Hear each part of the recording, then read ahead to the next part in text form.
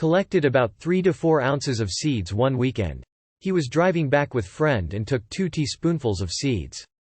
After about half an hour he still wasn't feeling effects, so reached in the bag and grabbed a handful of seeds and started munching.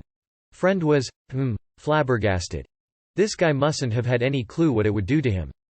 Well, 10 minutes later he's feeling the effects a bit.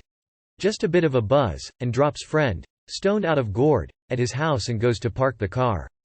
Friend forgets about him for about an hour, go figure. And this is what happened. He drove off and doesn't know where he was heading, but ended up running his mom's brand new Audi into a tree at some apartment complex. He was still functional enough to realize that he knew someone who lived in the area and went to her house.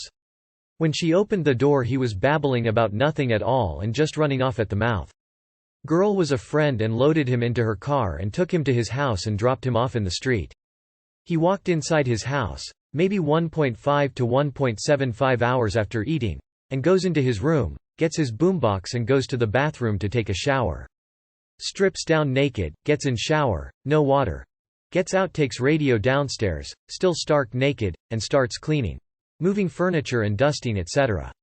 While his mom is sitting in the room trying to watch TV. She asks him what the hell he thinks he's doing. He replies, "Goddamn Mom. Leave me alone, can't you see I'm trying to take a shower?" Damn. Then starts babbling again. Well, his mom called for paramedics. He was lucky.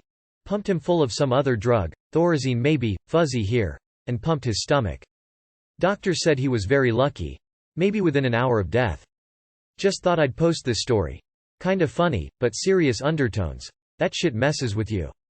Set and setting aside, be prepared for a wild time.